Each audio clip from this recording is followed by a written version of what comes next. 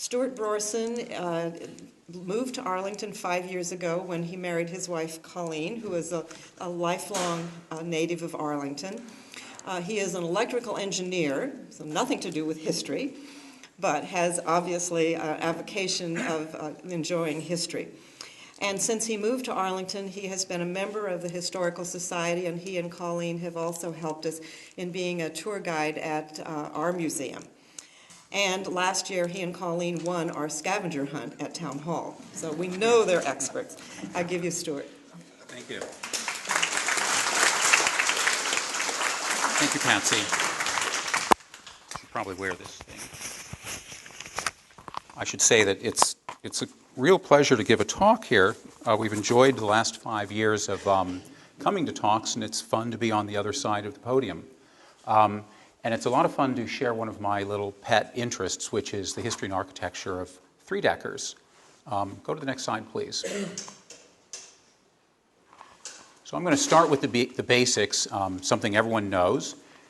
Three-deckers are, as you see here, they're wooden three-story apartments with more or less identical flats, one on top of one another. They're unique to New England. Every city has its own kind of we'll call it worker housing. There are brownstones in Brooklyn. New York has various brick tenements. Philadelphia has row houses. Chicago has very pretty limestone three flats. But New England has three-deckers. They're unique because they're wood frame and they're detached. They stand alone. They were typically built in a period between 1875 or thereabouts and the middle 1920s. They're a kind of vernacular architecture, and what that really means is that there was no single entity, no single company that built them. There was no United Triple-Decker Construction of Boston company. Rather, they were the result of dozens or scores, even hundreds of individual builders and developers who built the things all over the place, typically small people. They would buy a lot or a couple of lots and erect a couple of three-deckers and then move on. There were very few formal plans, in fact. They were usually built out of the mind of the builder who just knows how to build things.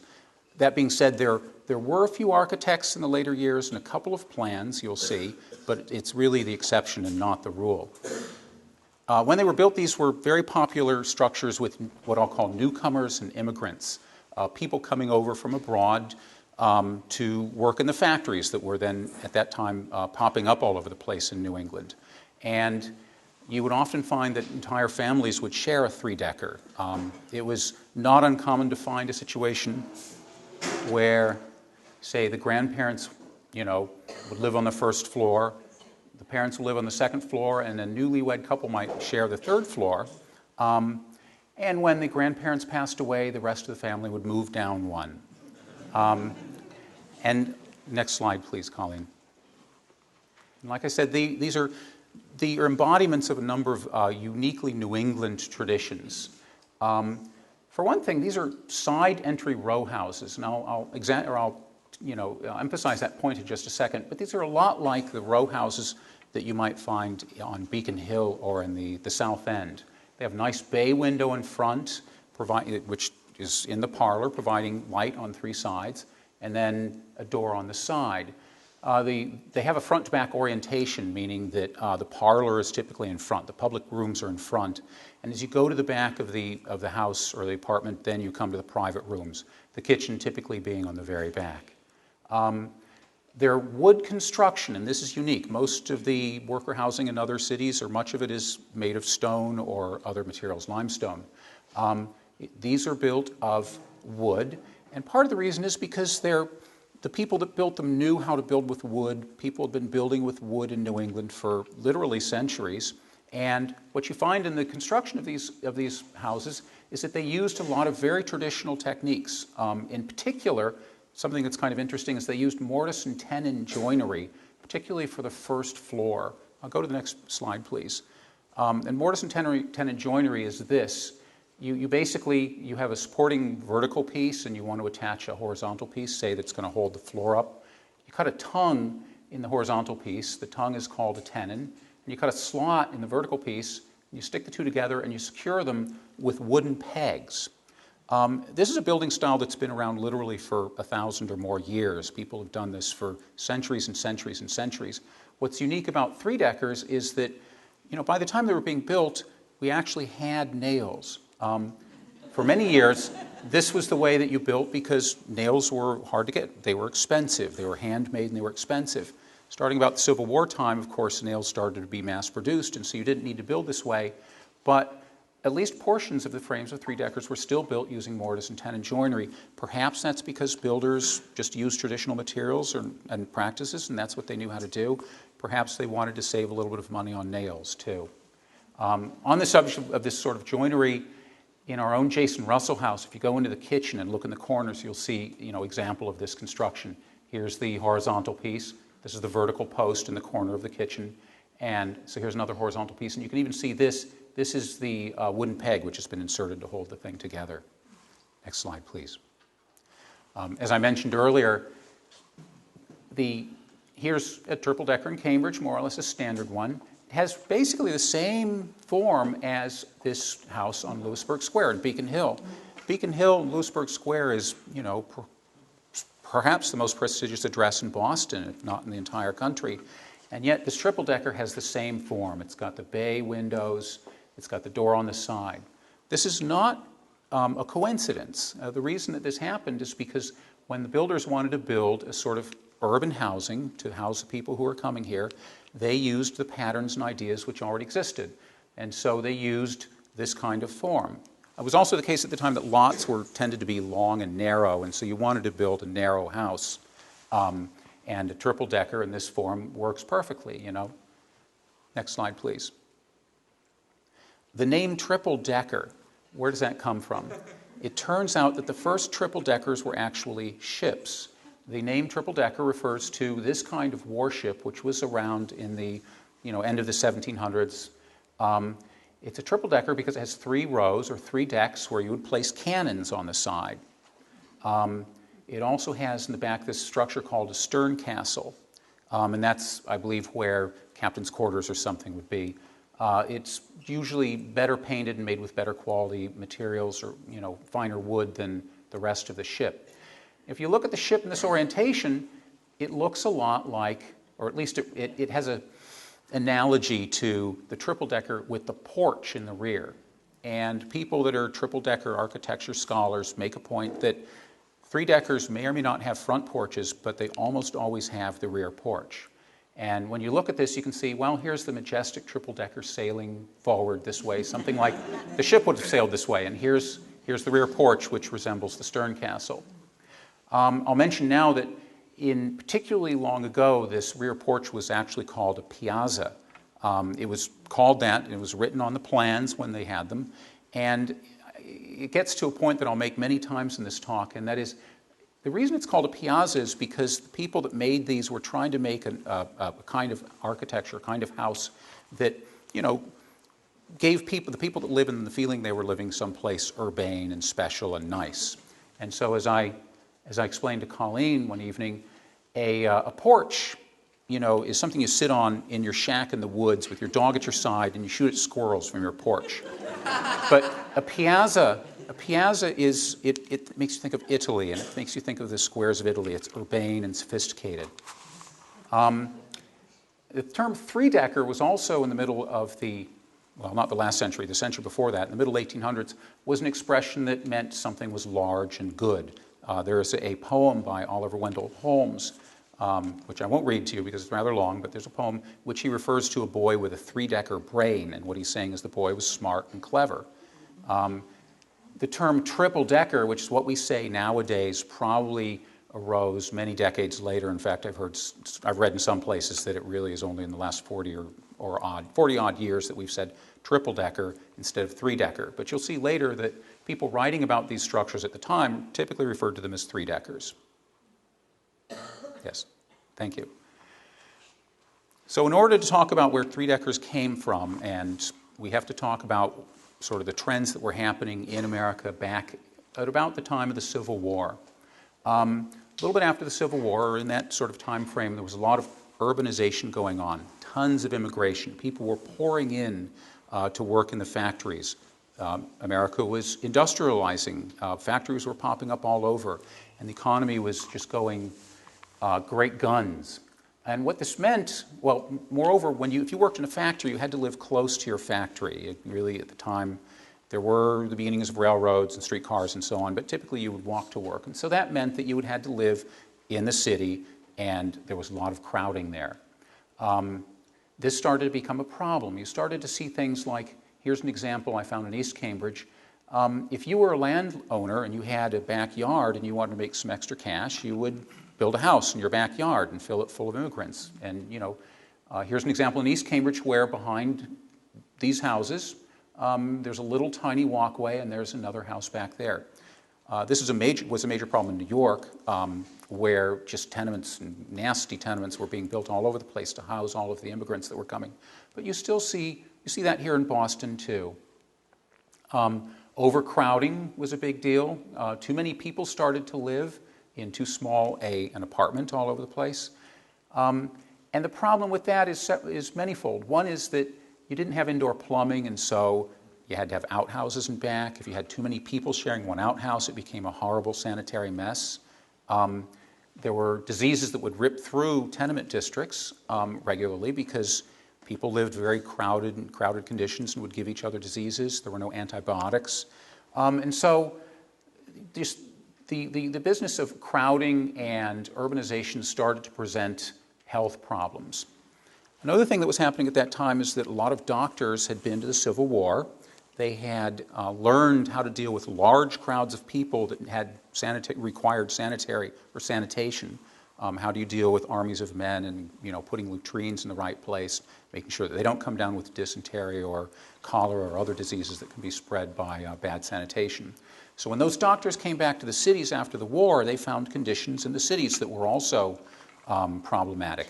And so there was an agitation to do something about the problem of the tenements that was growing at that time. And so to do something, New York led the way and passed tenement legislation in 1867. But Massachusetts followed very shortly thereon in 1868 with legislation that did a number of things. It regulated that you had to have windows in your building. There were a lot of apartments then that didn't have windows. You would just live in a windowless environment. And remember, you had oil lighter candles. This legislation prohibited farm animals in dwellings because I guess it was a problem that people kept their pigs with them in their apartments. It regulated a number of water closets and other things related to sanitation. But what's most interesting for us in the story of the three-decker is that this legislation in 1868 defined a tenement, and it defined it as housing for more than 3 families. And so there you see the practical effect of this legislation was that if you were a builder and you wanted to build a small apartment building, you would build it for 3 families. So you didn't have to get involved with all of the regulations. That's why we have 3-deckers and not, say, 4-deckers or 5-deckers. Next slide, please. So, shortly after the Civil War ended, the first 3-deckers were invented in Worcester. Here's a photograph of a number of beautiful Victorian 3-deckers that you can find on Elm Street in Worcester. This is right across the street from, I believe it's called Elm Park, which was one of the first Olmsted parks created in America. And as far as the creation of the 3-decker goes, I'm going to read to you the report of Edwin H. Marble, who was the chairman of the planning board of the city of Worcester. In 1916, he was at a housing conference discussing the problems of 3-deckers and tenement housing. And he stood up and spoke about how 3-deckers were invented. And this is what he said in 1916. The first 3-decker, as we understand it, was built in Worcester. I am not here to defend the honor of the city, but the first 3-decker was a mistake made by an architect and by builders that came from Fall River, where they had built 2-story-and-a-half houses with mansard roofs.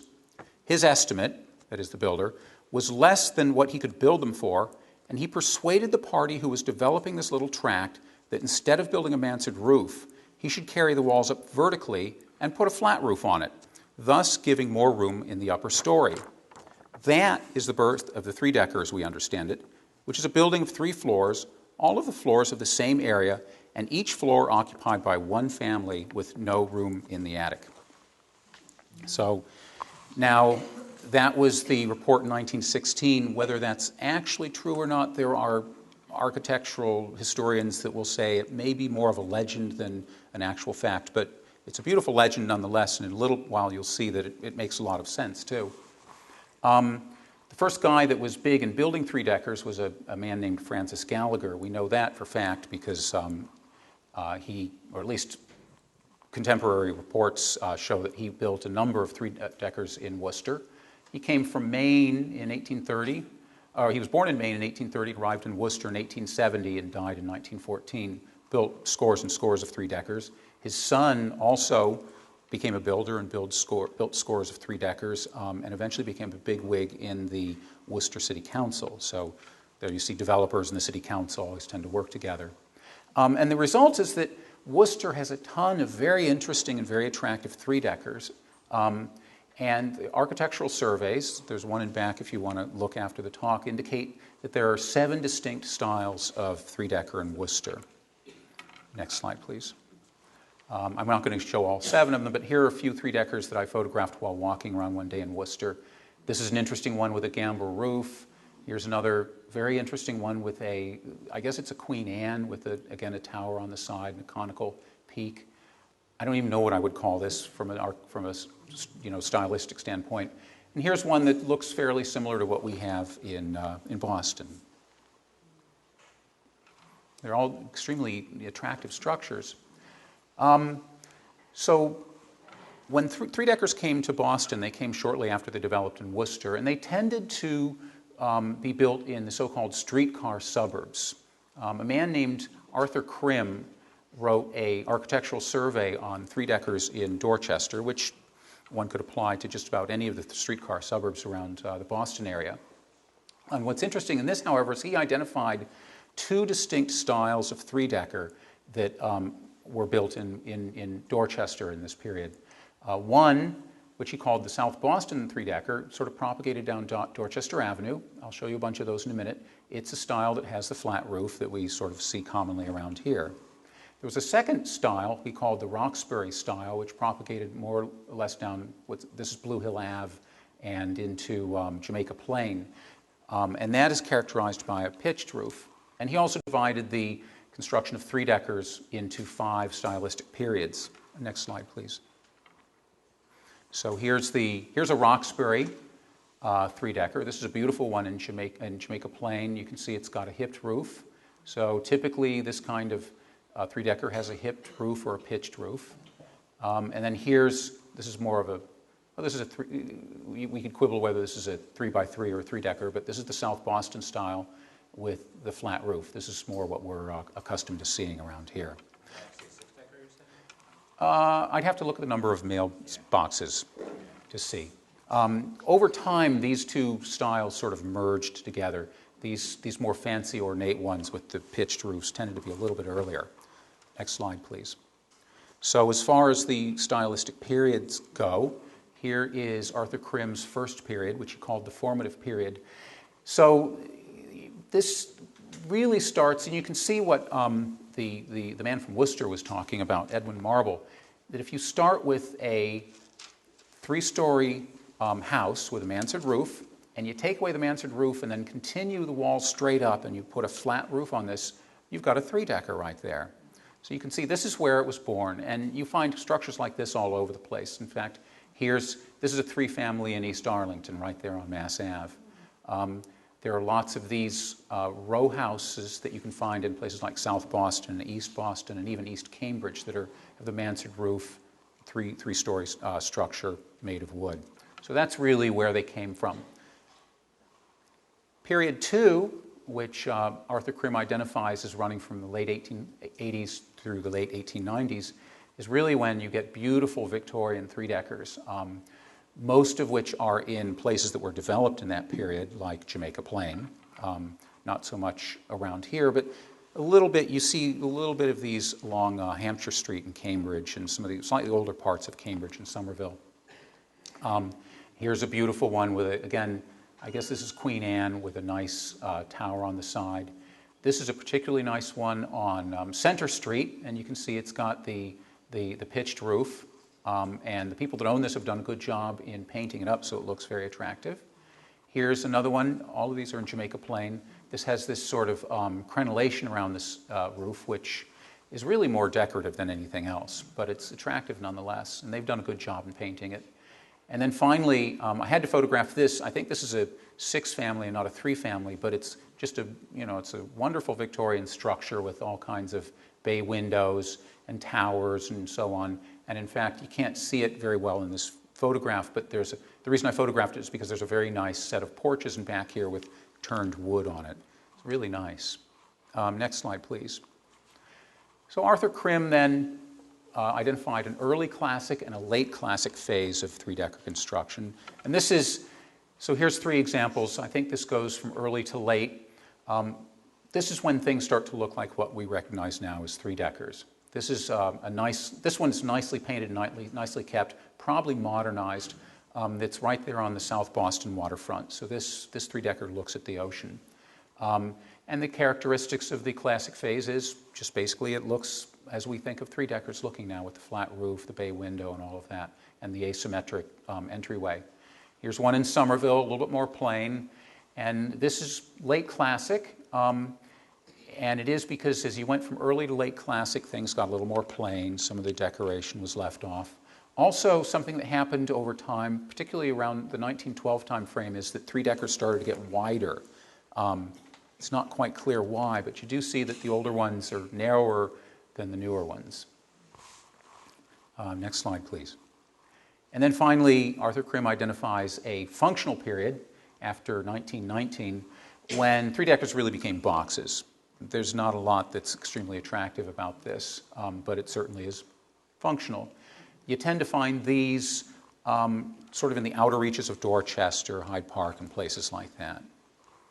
Next slide, please.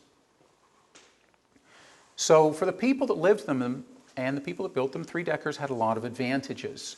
So they were, at the time, decent and economical housing for people that needed it. People who were arriving on the boats, the immigrants, newcomers, people that, were going to work in the mills. Because they were detached, you got light and air on all sides of your apartment, and so your apartment was light and airy, in great contrast to the sort of tenements you find in places like New York, where at best you've got a window on the two ends and everything in the middle is just dark. And this is a real feature. When they were built, three-deckers were typically equipped with all kinds of modern conveniences, certainly kitchens, hardwood flooring, and so on. Some of the nicer ones had china cabinets. We'll see that in a second. I've seen one here in Arlington that has a speaker tubes at the front door, so you can ring the front door and then speak into a speaker tube, and the little tube carries the voice up to the third floor so you can identify yourself. These provided the owner the opportunity to rent out a couple of floors and help pay off the mortgage. And that's really good if you're, just establishing yourself in America as a newcomer, and you can live in one unit and then rent out the other two. So these provided economic stepping stones for the people that lived in them, that purchased them. Yes, please. For somebody who's into architecture, there's a lot of details that are extremely interesting, I think. And if you look at three-deckers, you'll find in just about any one, at least one of these sort of items. You'll find nice woodwork. This one has really wonderful strapping. There's always detail around the cornice here. There's dental work. Sometimes you find skirting, and what that refers to is that the area below the window sort of bulges out a little bit. It's hard to see in this one, but this one has skirting. They generally have glass work and nice entryways. Next, please. Here's one in Harvard Square, right there on Mount Auburn Street, that has, I think this is called I forget what it's called, but basically this is a frieze around the roof line and then above the windows that has raised sort of wood details, which are extremely attractive. You find this sort of thing on stone buildings also, except it's done in stone and not in wood. In a little bit, I'll show you another South Boston three-decker. And it was nice enough to have actually been written up in Carpentry and Building magazine in 1905. Here's the drawing from the architect, and he shows a lot of drawings of the woodwork that you can find inside the three-decker. And there's really nice, what is this, Chippendale tops to these things. Beautiful architectural details. Next, please, yeah. Almost any three-decker will have a nice entryway, because when you walk into an apartment building, the first thing you go in is the entryway, and that's your first impression, so it should be a good one. Here's just some units that I've photographed in Cambridge and East Arlington. They have a nice, all the three-deckers that I've seen have nice wooden heavy doors on them. You often have some sort of stained glass window, either at the side, or this one here has leaded glass along the side here. This is missing the leaded glass, and they replaced it with some plastic colored stuff, so it's not that attractive. But when this was built, it was nice leaded glass. This is a 3x3 in East Arlington, and if you look up here, it's got beautiful stained glass. And so, when you walk into this thing and you go up the stairs, which are probably in the middle of the building, you can imagine behind you as you're going up the stairs, there's light coming in through the stained windows, and it's a very beautiful thing. Next slide, please. So the point is that these are Victorian structures, and they have all kinds of Victorian details. So you find, here's an octagonal bay on this three-decker in Cambridge. This is on Beacon Street in Somerville, not too far off of Hampshire. No, it's not Beacon Street. It's parallel, or it's perpendicular to Beacon Street, not far from the Cambridge line. And this, Washington Street, exactly. Maybe you know where it is. It's got beautiful skirting that comes off the side here. It's got, of course, the bay, the tower. It even still has, I guess this is the lightning rod up here. It's got this sort of odd structure here. I don't know what purpose that serves other than to let a little bit more light in than a normal window would. And you can see that it probably even had some sort of fancy woodwork down here. It's unfortunately been covered up with vinyl siding. However, you can see that, I've driven by this thing many times, and until I started doing this talk, I never really paid attention to it. But it's a really attractive structure, and is only a little bit hidden underneath the vinyl siding. Finally, here's one in Jamaica Plain with all kinds, again, of Victorian details like the tower and so on. And these people have done a great job in painting it up and making it look great. Yes, please. So here's the three-decker in South Boston that I mentioned from Carpentry and Building Magazine. This is what it looks like in 1905. This is on the corner of Broadway and Farragut Road, which basically is the parkway that runs, there's a park, there's the road, and then there's the ocean. So this three-decker looks out these windows right onto the ocean. This is what it looks like today. This is what it looks like in 1905 when it was built. It's interesting to see there's nothing behind it there, but now this is a densely, built urban area. And it's got all kinds of beautiful details, like all this woodwork underneath the windows, and of course the shutters and everything. All of it's gone now, unfortunately, but it's definitely the same building because it's got the same porch and it's got the same, tower and everything. Not only were they attractive on the outside, but three-deckers would be attractive on the inside too. They were built with middle-class amenities. This is the floor plan of the building we just looked at, and I'll call it to your attention that it has a parlor. Of course, every three-decker would have a parlor in front with the bay here. It also had a sitting room, and it had a dining room, and in the dining room it had a china cabinet, which was very nice, an apartment with a nice china cabinet there. And it also has this thing called in the plan, a cozy corner. And to be honest, I have no idea what a cozy corner is, but it sounds like it would be, it would make your domestic life just a little bit nicer to have one. It has the typical orientation of three-deckers, which is that you have the fancy public rooms in the front, and then as you go to the rear, you have the private rooms. And then you probably can't see it, but this is the piazza, and it's labeled as such in the plan. It's not a porch, it's a piazza. Yes, please. And one other architectural detail I'll talk a little bit about is the piano window. And you see this occasionally on three-deckers. What this is a window high up in the parlor, often or typically with leaded glass or with stained window. And the idea is this. It's called a piano window because the idea is you would have in your parlor a piano, and it would sit underneath this window, and you would have, say, a table next to it with some sort of tablecloth on it, a lace tablecloth, maybe a flower arrangement or something, and you could go in there in the afternoon and you'd see the light streaming in on your piano, and it would be a picture of perfect bourgeois domestic beauty. And, back in the Victorian period, you can imagine that. Now, the fact is that people that lived in three-deckers probably didn't have pianos. Some did, of course, but many didn't. But the point is not that you had a piano, but it was rather that, you were aspiring to it someday, join the great ranks of the middle class, and you'd have a piano, and you already had this beautiful, little room with all of your stuff in it and that piano window up there in the corner. So what's not to like? And this is where we talk about the progressives. The progressives, I'll remind you of high school history. The progressive movement was a sort of a collection of different social movements that took place in the sort of time frame from the 1880s to the 1920s. And there were a lot of different progressive movements. A big one, of course, we know all about is Prohibition. And I just had to put a picture of Carrie Nation in here. This was a woman who was a prohibitionist, and she ran around in Kansas with her axe, and she would run into a tavern where the men were all drinking, and she would smash up all the bottles, and she gained a lot of notoriety for doing this. And here's the picture with her axe and her Bible. She doesn't look like she'd be a lot of fun to have at anybody's party, actually, but she certainly was, a big exponent in the Prohibition movement at the time. Another movement at the time, of course, was women's suffrage, food safety. We've all read, or at least we're supposed to have read in high school, the Jungle about the book, The Jungle, about the issues with the meatpacking plants in Chicago. The point is that at the time there was just all this social upheaval going on, and there were a variety of different movements oriented around addressing and redressing the problems that were being caused by the social upheaval. And a big one was housing reform. Next slide, please.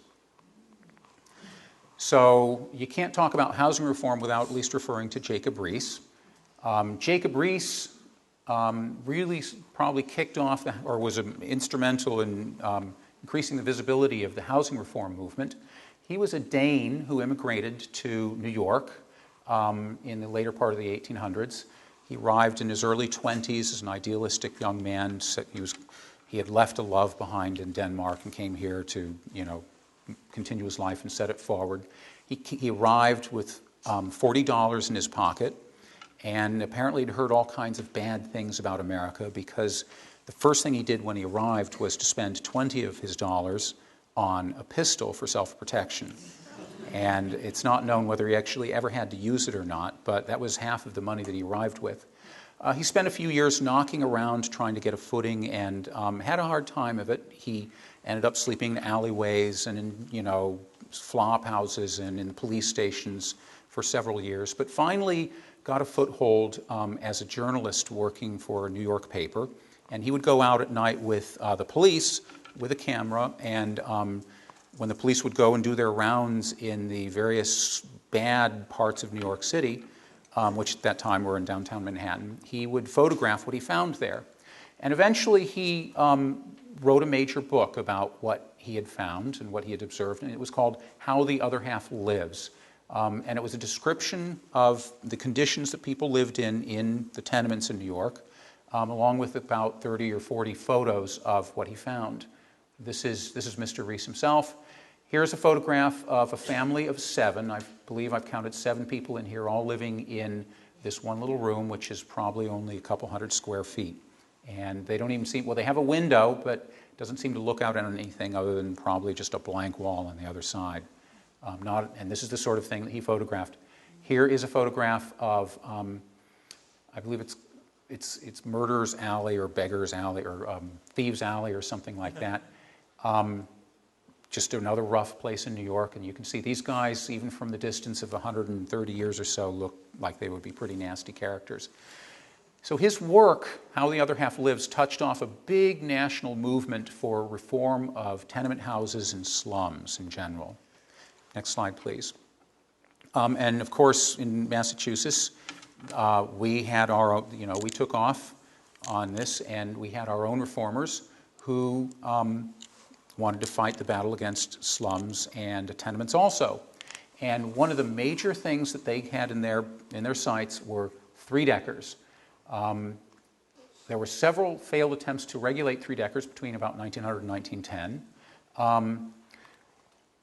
I don't know exactly why they saw three-deckers as being, particularly evil compared to anything else, but that's what they focused on. So here's the kind of thing, and you're going to see a lot of this now. Here's the kind of thing that you would find in their publications. The Massachusetts type of three-decker, the undesirable wooden apartment house, which the Tenement House Act for Town prohibits. And we'll talk about that in a second. They had basically three or four major complaints about three-deckers. For one thing, they saw three-deckers as being major fire hazards. They were made of wood. As I mentioned, other cities, typically the housing for new immigrants was stone or brick or something. Three-deckers were wood, so they were a fire hazard. They were cheap construction and just a bad economic value. And finally, they talked a lot about the moral dangers of three-deckers. Next slide, please. So as I mentioned, between 1900 and 1910, there were a couple of attempts to do something. The progressives had a couple of attempts to do something about three-deckers, but didn't really get any traction. However, in 1910, an organization called the Massachusetts Civic League picked up the baton and led it. So the Massachusetts Civic League had been around since 1897. It seems to have been sort of a patrician organization. They were headquartered on Joy Street. And they had a lot of different causes that they agitated. I like many of them. They had a committee on tramps. What are we going to do about tramps? They had a committee on newsboys. And although it sounds funny, newsboys at the time were a problem because different guys selling newspapers, young men, first of all, were truants, and second of all, they behaved in a very gang-like fashion. They all had turf, and they would get into fights about who was going to sell a newspaper on a particular street corner. Drunkenness, of course, everyone is against that. Billboards, the problem is that there were just billboards being put up all over the place, unsightly. Next, please. And one of the interesting things that they did as a sidelight to the three-decker talk is they're credited with spreading the gospel in terms of building public playgrounds for children around the country.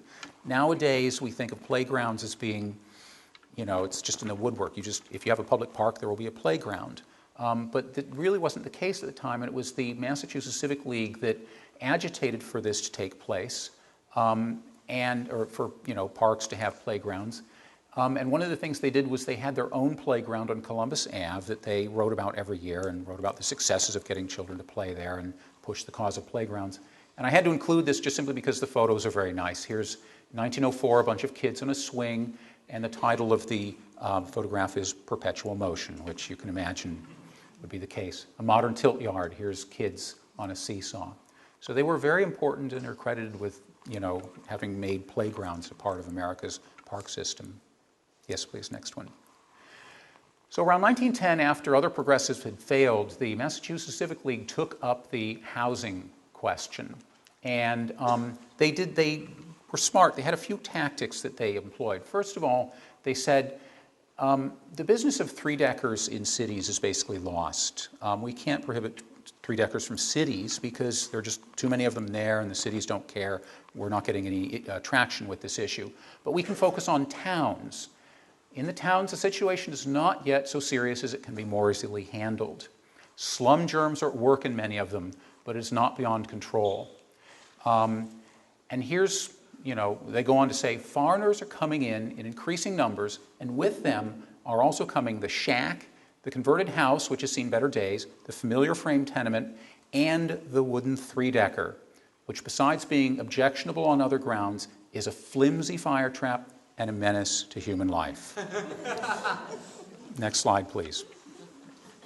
And so they created a 4-point program to legislate against three-deckers. First thing they were going to do was get out and just do lectures all over the place to any club that they could gain access to. They would use newspapers as part of their crusade.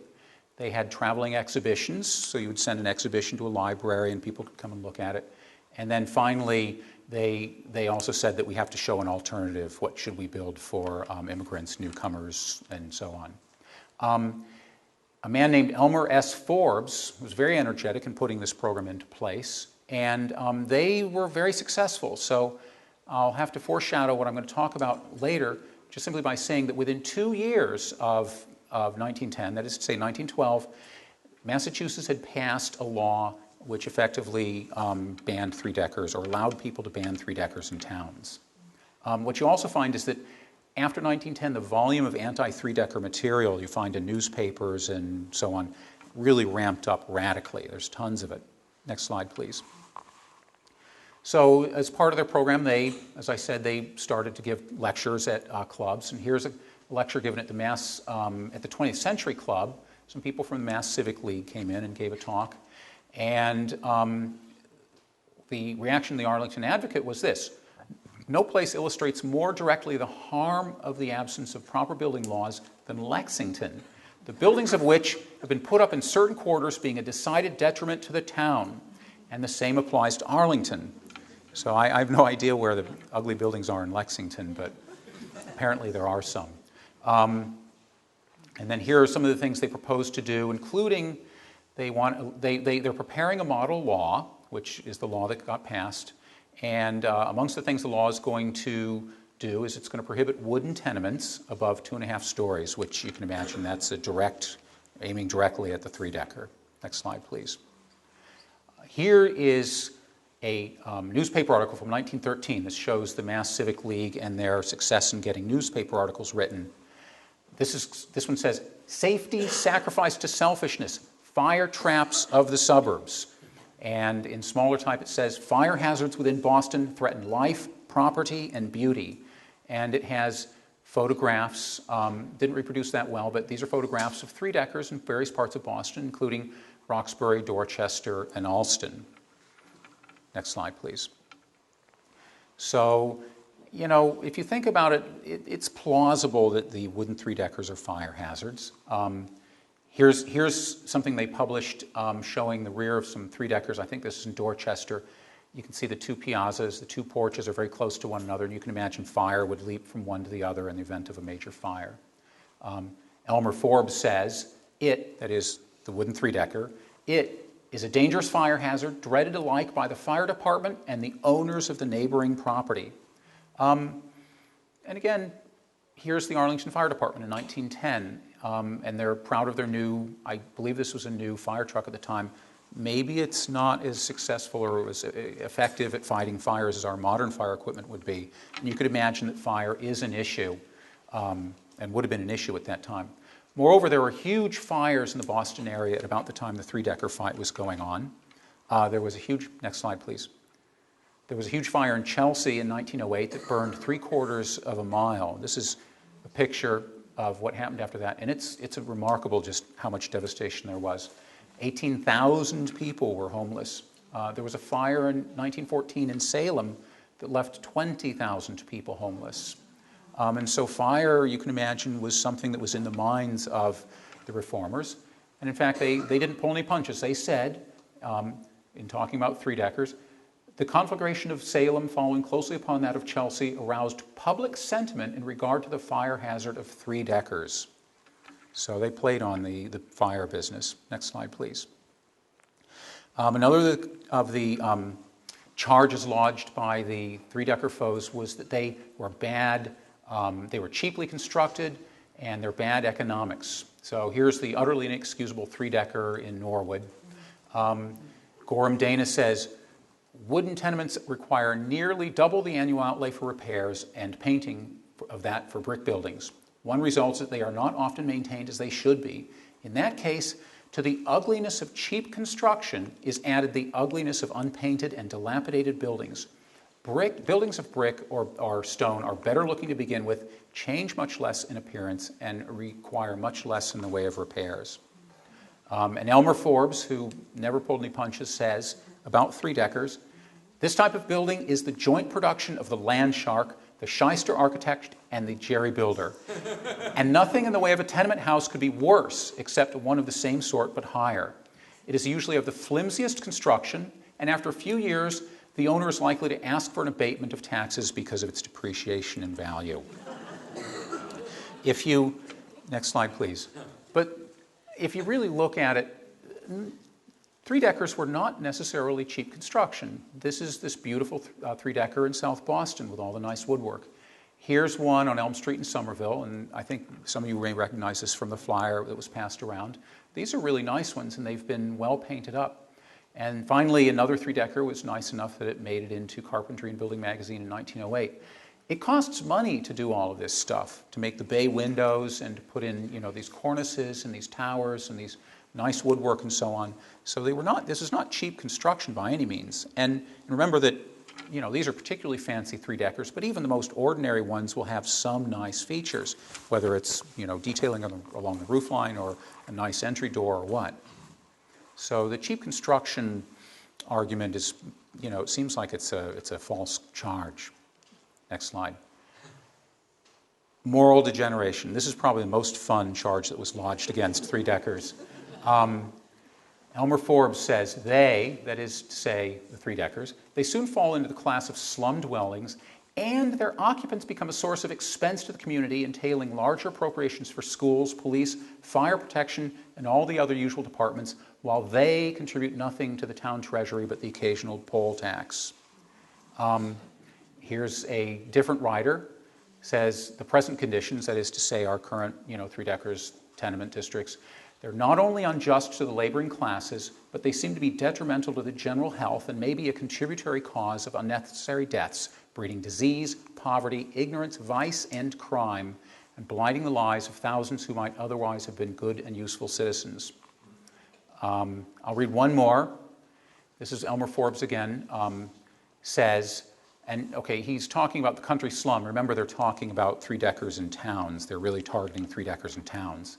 So he says, I believe the explanation of the country slum is to be sought not so much in unfavorable economic conditions as in the physical and mental and moral deficiencies of its occupants. Behind the housing problem is a larger human problem, and until this is settled, not much can be done for the other. There is work here for the police and the courts. Next slide, please. But when you talk about, the moral issues of three-deckers, you really end up talking about this work here. A man named Prescott Hall wrote The Menace of the Three-Decker in 1916.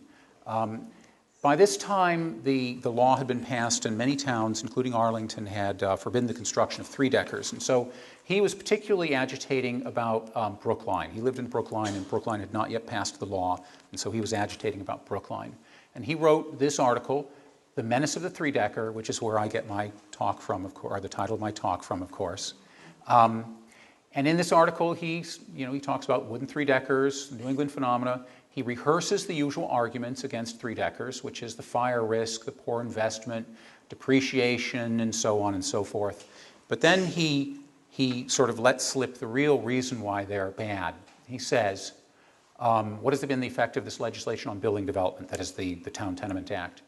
2 years ago, Mr. Gabriel Farrell made a special study of the Town Tenement House Act and went out amongst the towns and inquired about the workings of the Act.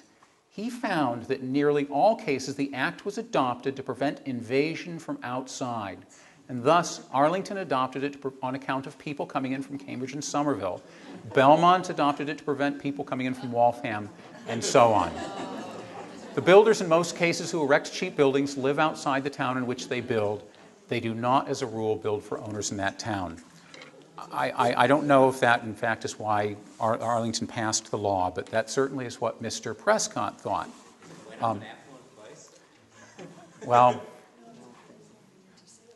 Next slide, please.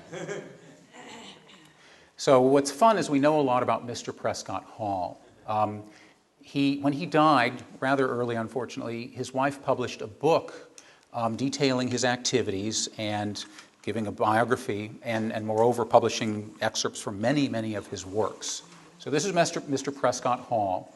He graduated from Harvard in 1889 and graduated from Harvard Law in 1892, lived in Brookline and practiced law in Boston.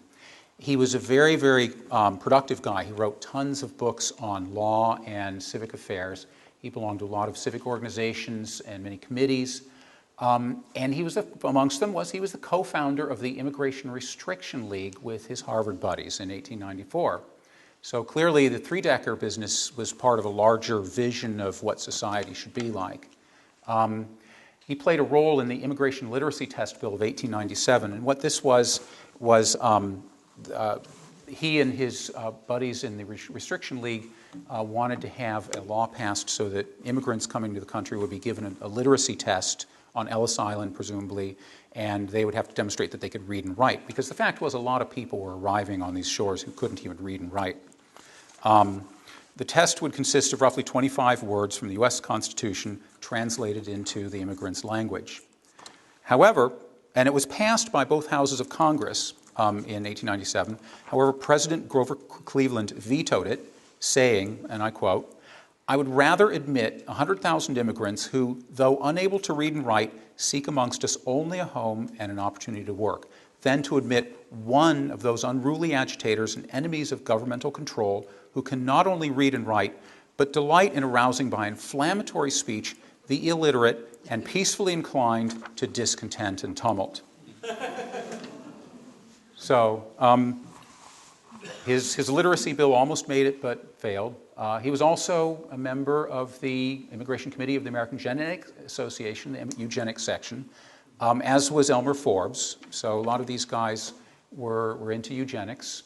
But before I paint him completely black, he also did a number of interesting and good things. He helped save the Park Street Church from destruction. At the time, the Park Street Church, at that time, was losing members, and there was a danger that, in fact, it would have to be torn down.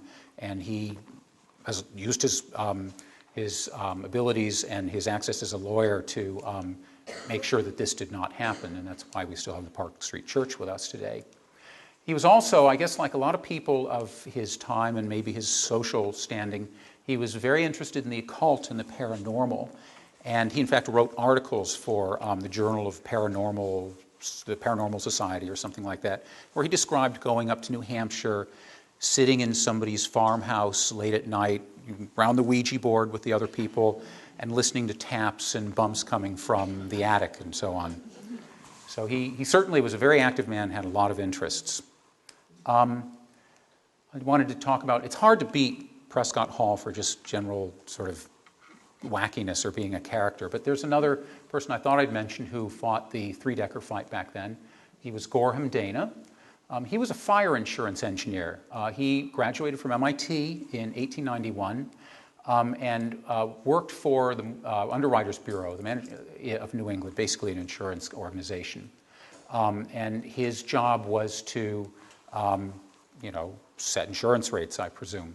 He wrote the book on fire sprinklers. Then here's a copy of the front of it here, Automatic Sprinkler Protection. I think this came out in 1917. And what's fun about the book, you can get it on Google Books, what's fun about it is that he's got scores and scores of very interesting mechanical drawings of sprinklers, nicely labeled and so on, with all of the different parts identified. And of course, there are many different organizations or companies making these things, so there are a lot of drawings to be made. And what I find most fun is that he was posthumously inducted into the National Fire Sprinkler Hall of Fame in 1990. And I had no idea there was a National Fire Sprinkler Association at all, but there is one, and it has a Hall of Fame. Next slide, please. Okay, so let's get back to the legal action. As I mentioned, the Massachusetts Civic League managed to get a law passed very quickly in 1912 called the Tenement House Act for Towns. And what this law did was it was a law passed by the state that allowed local towns to opt in. And it was a set of building codes that you could opt into if the people in the town so voted. For our purposes, it did two important things. One is that it redefined a tenement. You remember back in 1868, a tenement was defined legally to be a house with apartments for more than 3 families. So this law knocked it down to 2 independent families, and so therefore a 3-decker automatically became a tenement at that point. Secondly, the law said, it didn't outlaw 3-deckers, but it said that any tenement had to be built with completely fireproof construction. That means exterior walls, it means the floors, everything had to be brick, concrete, or something that would not burn. In 1912, Arlington passed this act with basically no debate and no mention in the Arlington Advocate. Next slide. Here is the record of the voting in Arlington about three-deckers. Article 5 taken up, an act relative to tenement houses and towns. It was discussed, it was voted, it was passed, everyone went home. That's all that I've seen in Arlington about the issue.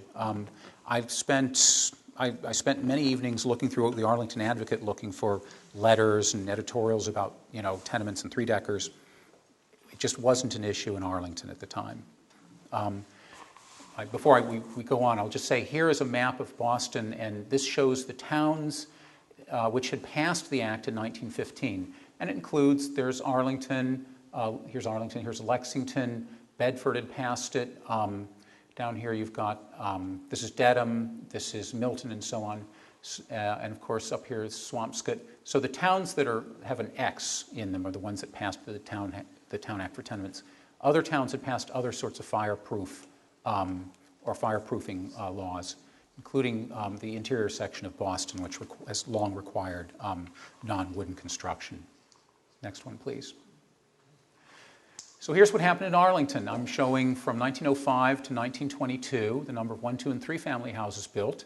And, prior to 1912, there was usually a small handful of 3 families built every year. But boom, the laws passed here, no 3 families. That's it.